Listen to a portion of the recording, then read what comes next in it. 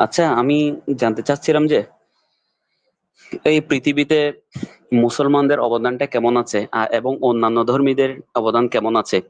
যেহেতু ওই মুসলমানদের দৃষ্টিতে 200 কোটি মুসলমানে যাবে জান্নাতে, আর 600 কোটি মানুষ যাবে জাহান্নামে। তাহলে এখন এই পৃথিবীতে এই 200 কোটি মানুষের অবদান বেশি, নাকি 600 কোটি মানুষের অবদান বেশি? এবং ওই মুসলমানরা ওই 600 কোটির কোনো অবদান গ্রহণ করে কিনা, এই বিষয়ে একটু জানতে চেয়েছিলাম। অবশ্যই গ্রহণ করে ভাই। মানে 600 কোটি বাদ দেন।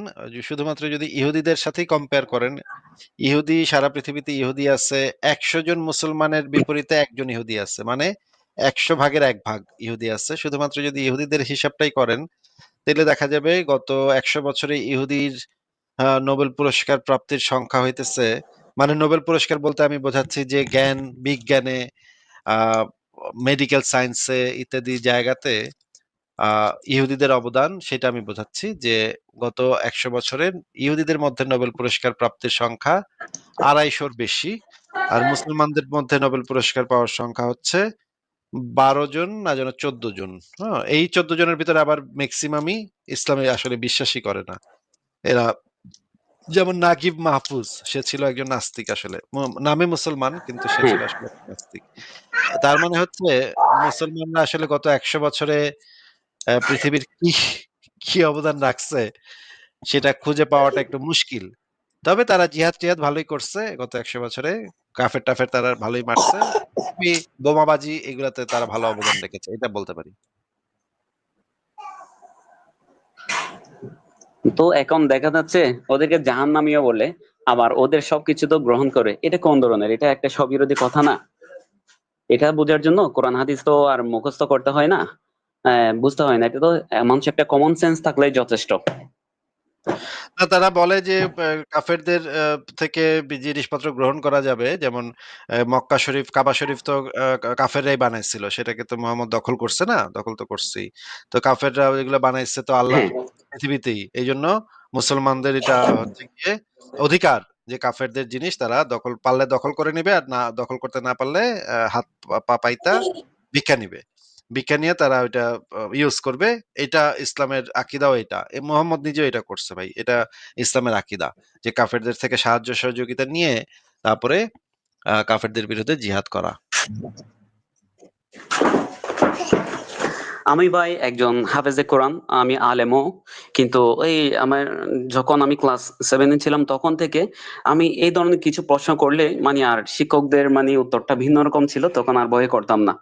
এই আজ আপনাদের ভিডিওগুলো দেখি, প্রায় এবছর রমজান, এই যে ইমরান ভাই যখন বাংলাদেশ থেকে চলে যাওয়ার পর আমার নামটা অন্য নাম, তবে আমি এটা ছদ্মনাম দিলাম আর কি। এরপর থেকে আমি আগে ছিলাম সংশয়বাদী, কিন্তু এখন হলাম স্পষ্ট।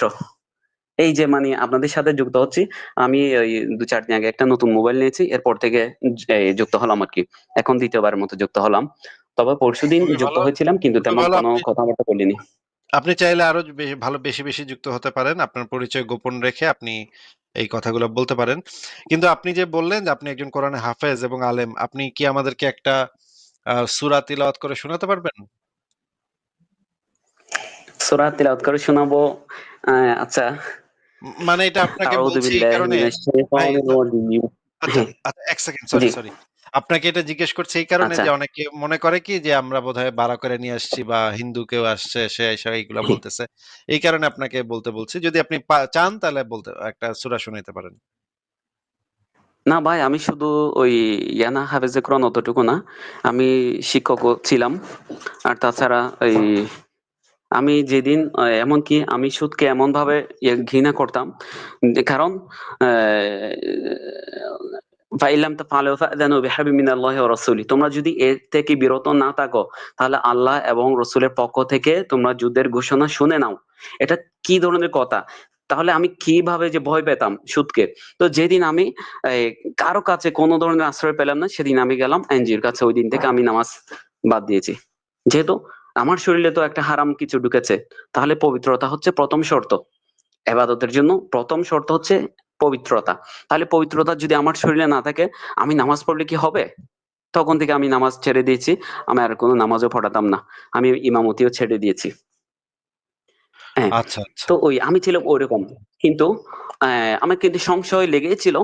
কিন্তু স্পষ্ট উত্তর পাচ্ছিলাম। আসলেও আমার মুখস্থ থাকলেও কি হবে? হ্যাঁ, তবে অর্থও বুঝি, প্রায় অর্থ বুঝি। অর্থ বুঝলেও কিন্তু একটা জিনিস, এই যে মানে আমার চোখের সামনে থেকে আমি জিনিসটা দেখতেছি না। হয়তো খেয়াল করতেছি না এরকম আরকি। সবকিছু তো আর চোখে পড়ে না। হ্যাঁ, যেমন আপনাদের ভিডিওগুলো দেখার পর অনেক কিছু আমার চোখ খুলে গেল। আগে ছিলাম সংশয়বাদী, কিন্তু বর্তমান হয়েছি আমি স্পষ্টবাদী, বাস্তববাদী। এটাকে যে যে ভাষায় বলুক। ঠিক আছে, খুবই ভালো লাগলো ইমরান ভাই আপনার সাথে কথা বলে। আপনি যদি আরো যুক্ত হতে চান আমাদের সাথে মাঝে, মাঝে আর তাহলে যুক্ত হবেন। সেদিন যুক্ত হয়েছিলাম ফারাজ ভাইয়ের সাথে কথা বলছিলাম। ওই ফারাজ ভাই আমাকে একটা ফেক আইডি খুলে আমাকে ইয়ে করতে বলছিল। তো আমি ফেক আইডি খুলছি অবশ্যই ইয়াতে ফেসবুকে। তো একটু আমি আমার লিঙ্কটা কিভাবে পাবো? আপনাদের লিঙ্কটা? আমাদের কোন লিংক? এই ফেসবুক লিঙ্ক ফেসবুক আমাকে লিংক ফারাজ ভাই আচ্ছা আসলে বলেছিলেন। আমি আসলে বুঝতে পারছি না আপনার আপনি ফারাজ ভাইয়ের ফেসবুক আইডিতে আপনি যদি একটু হ্যাঁ, যোগাযোগ সেদিন করতে আমি পারেন। ফারাজ ভাইয়ের সাথে কথা বলছিলাম। ফারাজ ভাইয়ের সাথে লাইভে যুক্ত হয়েছিলাম। ফারাজ ভাই আমাকে বলেছিলেন আমাকে একটা ফেক আইডি খুলে ওনার সাথে অ্যাড হওয়ার জন্য। উনি আমাকে লিঙ্ক পাঠাবে বলছিলেন। কিন্তু এখন লিঙ্কটা কোথায় পাঠালো বা কিভাবে পেতে পারি সেটা একটা। ও আচ্ছা। তাহলে তো একটু ফারাজ ভাই যদি আসেন তাহলে তো এটা বলতে পারবেন ভাই। আমি তো এটা তাহলে আমি আ যদি আমি পাই ফারাজ ভাইয়ের লিঙ্কটা যদি আমি পাই তাহলে আমি আপনাকে পরে স্ক্রিনে দিয়ে দিবনে। হ্যাঁ? হ্যাঁ, আমার আরেকটা জিনিস ভাই, আমি অনেক খোঁজাখুঁজি করলাম। একটা জিনিস আমি খুঁজে পাচ্ছিলাম না। এই যে আব্দুল্লাহর মোহাম্মদের পিতা আব্দুল্লাহর মৃত্যু বার্ষিকীটা বা কখন মৃত্যুবরণ করেছিল, এই তথ্যটা কি আপনার কাছে আছে? এটার তো কোনো তথ্য নাই ভাই। এটার কোনো কয়েক কিছু আলেম এই বিষয়ে বলেছে যে কয়েক মাসের মোহাম্মদ জন্মের ৩ মাস আগে, আবার কয়েকজন বলেছে যে মোহাম্মদ জন্মের কিছু, কিছু আলেম বলেছে মোহাম্মদের জন্মের পরে মারা গেছে। আবার কিছু, কিছু বলেছে ৩ মাস আগে। কিছু, কিছু বলেছে ৬ মাস আগে। আবার কিছু, কিছু বলেছে ২-২.৫ বছর আগে। হ্যাঁ? হিসাব নিকাশ করলে পাওয়া যায় ২.৫ বছর আগে, ৩ বছর আগে মারা গেছে মোহাম্মদের আর জন্মের। যেগুলো ৩ মাস আগে কিংবা ৩ মাস আগে ৬ মাস আগে যেগুলো আছে, এগুলোর কি কোনো ধরনের উল্লেখযোগ্য গ্রহণযোগ্য কোনো হাদিস আছে? না, ওগুলো কোনটাই গ্রহণযোগ্য হাদিসে নাই। যেটা আ গ্রহণযোগ্য হাদিসে যেটা আছে মানে সিরাতে যেটা আছে যে হামজার বয়স ছিল মুহাম্মদের থেকে ৪ বছরের বেশি। এইখান থেকে যদি আপনি হিসাব করেন তখন দেখা যায় আব্দুল্লাহ মুহাম্মদের জন্মের ২.৫ থেকে ৩ বছর আগে মারা গেছে। আচ্ছা। এটা তো আচ্ছা, একটা প্রবলেম। আসলে এটা তো একটা আশ্চর্য ব্যাপার। এটা তো প্রত্যেক মুমিনদের এটা এই জিনিসটা মাথায় আসা দরকার। যে মানে নবী কিভাবে প্রস্রাব করছে, কোথায় প্রস্রাব করছে এবং এই প্রস্রাবগুলোর সুগন্ধি কেমন ছিল, এগুলো কে কে খেয়েছে, এগুলো যদি হাদিস শরীফে উল্লেখ থাকতে পারে, একটা সামান্য একটা দাসীর সাথে সেক্স করার বৈধতা নিয়ে যদি কোরআনের আয়াত নাজিল হতে পারে, এটা কি এত তেমন গুরুত্বপূর্ণ কিছু ছিল না? এটা তো অবশ্যই গুরুত্বপূর্ণ বিষয় কিন্তু আনফরচুনেটলি এটা নাই ভাই। না, আমি বলতেছি এটা আসলে সবাইকে উদ্দেশ্য করে বলতেছি। যারা মুমিনরা শুনতেছে তারা কেন এই প্রশ্নটা করে না? এই যাদেরকে আমরা পৃথিবীতে থাকার অধিকার নেই বলে মনে করি, তাদেরকে ছাড়া বর্তমান প্রত্যেকে অসহায়। এই অসহায়ত্ব, এই জিনিসটা কেন অনুভব করে না? মানুষের কতটুকু কমন সেন্স না থাকলে এরকম হতে পারে? আজকে দেখেন চিকিৎসা বিজ্ঞান বলেন, প্রযুক্তি বলেন, ইলেকট্রনিক্স যা যা মানুষের নিত্যদিনের সাথী হয়ে দাঁড়িয়েছে। আজকে যে আমরা এক গড়াস ভাত যেটা খাচ্ছি, এটা এক গড়াসকে কিভাবে ৫ গড়াস করে করা যায়, সেই হাইব্রিড সিস্টেমটা দিয়েছে সবাই। আমি যা দেখতেছি সবাই হচ্ছে অমুসলিমরা। তাহলে কেন এগুলো কেন মাথায় আসে না?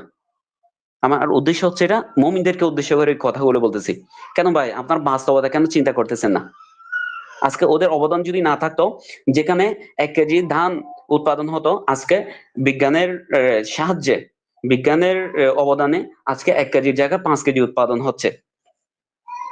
আর কোরআন শরীফের মধ্যে তো বলা হয়েছে ওমা মিন দাবাতিন ফিল আরদি ইল্লা আলাল্লাহি রিজকুহা ওয়া ইয়ালামু মুস্তাকাররাহা ওয়া মুস্তাওদাহা। এই আয়াতের মধ্যে তো বলা হয়েছে যে মানে সৃষ্টির যত জীব আছে প্রত্যেকের রিজিক আল্লাহ নিজে বরাদ্দ রেখেছেন। তাহলে বরাদ্দ যদি রাখে, আজকে আমাদের বাংলাদেশের মধ্যে এই পরিস্থিতি কেন? আমরা কেন আজকে হাহাকার পরিস্থিতির মধ্যে রয়েছি? তা আমাদের সৃষ্টিকর্তা কোথায় গেল? যিনি আমাদের রিজিক বরাদ্দ করেছেন, আমাদেরকে সৃষ্টি করার আগে আমাদের রিজিকটা বরাদ্দ করেছেন, উনি কোথায়? এই প্রশ্নগুলো কেন আসে না? এগুলোর জন্য তো কোনো ওয়াইজ নসিহতের প্রয়োজন হয় না। আমরা ঠিকই ঘর বলেছেন থেকে ইমরান ভাই। বাড়ানোর সময় জি ভাই? হুম। হ্যাঁ, হ্যাঁ বলেন, বলেন। খুবই দুঃখজনক বিষয়। খুবই দুঃখজনক বিষয় ভাই। আমি ওই এমনকি বেশ কিছু হেফাজতের জন্য যান পরান। আমি তো আসলেও আমার এখনো পর্যন্ত আমি ওই পোশাক-আশাক আমার সবসময় দাড়ি, টুপি, পাঞ্জাবি সবকিছু থাকে। কিন্তু আমি যেসব হেফাজতি যারা একদম উগ্র, এরকম বেশ কিছু শিক্ষিত মানুষকে আমি প্রশ্ন করেছি। প্রশ্ন করছি, "ভাই দেখেন, এ আমরা এদের প্রযুক্তিগুলো কেন ব্যবহার করব? কারণ আজকে আমরা রোগাক্রান্ত হলে ওষুধ খাচ্ছি, সে ওষুধও ওদের তৈরি। কেন? আমরা ওদেরগুলো কেন ব্যবহার করব? আপনি কি একটু চিন্তা করেছেন? ওদের তো পৃথিবীতে থাকার কোনো অধিকার ছিল না। এখন ওরা পৃথিবীতে আছে। ওদেরকে আমরা ব্যবহার করতেছি। আবার ওদেরকে আমরা বা মৃত্যুদণ্ডের আসামি হিসেবেও আমরা ধরে নিচ্ছি। এটা কিভাবে হতে পারে? ২ টা জিনিস এটা সাংঘর্ষিক হয়ে যাচ্ছে না? এরকম করে যাকে বলি সে মানে খুব কোন উত্তরই দিতে পারে না। মানে অনেক ভালো, ভালো শিক্ষিত। ঠিক আছে।